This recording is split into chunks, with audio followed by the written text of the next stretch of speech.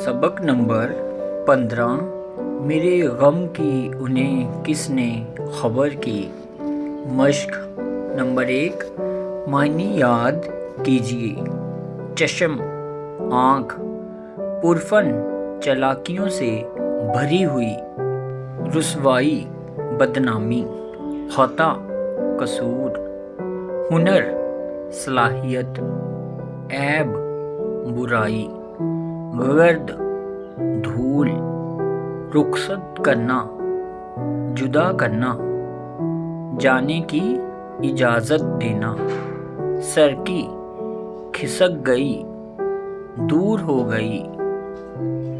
नातिक शायर का तखल्लुस मुराद बोलने वाला। नंबर 2। सोचिए और बताइए। सवाल नंबर 1। गज़ल के दूसरे शेर में शायर क्या कहना चाहता है। जवाब। गज़ल के दूसरे शेर में शायर कहता है कि मेरा दम घुटा जा रहा है, एक अजीब सी घुटन महसूस हो रही है।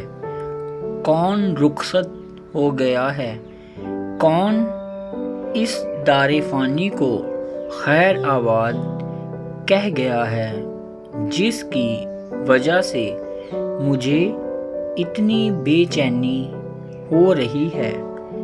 वैसे भी ये दुनिया तो एक धूल की तरह है, और ये जो धूल यानी दुनिया है, किसके सफ़र की है।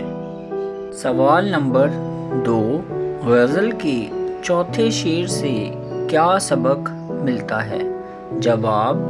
गज़ल के चौथे शेर से ये सबक मिलता है कि हमने हुनर सीखा है, हमने ऐसी सलाहियत सीखी है जिससे हमें ये मालूम हो गया कि ये ज़माना तो सिर्फ़ बुराइयों का ज़माना है, और हमने सारी ख़ताएं जानबूझकर की ताकि इस ज़माने का राज खुल जाए। सवाल नंबर 3।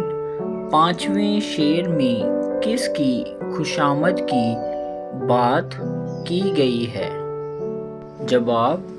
पाँचवें शेर में शायर कहता है कि ऐ दुआ, अब हम बहुत रुस्वा और ज़लीलो ख्वार हो चुके हैं। अब हमारे अंदर इतनी ताब नहीं कि हम दुआ मांगें, और अब हम दुआ कबूल होने की उम्मीद भी नहीं रखते। हमारे अंदर अब इतनी हिम्मत नहीं है। सवाल नंबर 4। शायर के मुताबिक उसकी उम्र भर की कमाई क्या है। जवाब। शायर के मुताबिक शायर कहता है कि हमारी बदनामी रुसवाई बहुत ज़्यादा क्यों ना हो, क्योंकि हमने ज़िंदगी भर किया क्या है, यही तो कमाया है। हमारे महबूब ने हमें सिर्फ बदनाम ही तो किया है, यही हमारी पूरी ज़िंदगी की कमाई है। सवाल नंबर 5। गज़ल में लफ्ज़ जान 2 शेरों में इस्तेमाल हुआ है, दोनों की अलग अलग मतलब लिखिए। जवाब। शेर नंबर 4 में शायर जान का इस्तेमाल जानबूझ की जगह करता है कि ये जो खताएं हमने की हैं ये जानबूझकर की हैं। शेर नंबर 7 में जान से मुराद शायर की जान चले जाना यानी मौत हो जाना से लिया गया है। नंबर 3। शेर मुकम्मल कीजिए। نمبر 1، بہت رسوا ہوئے بس اے دعا بس، خوشامد اب نہیں ہوتی عصر کی۔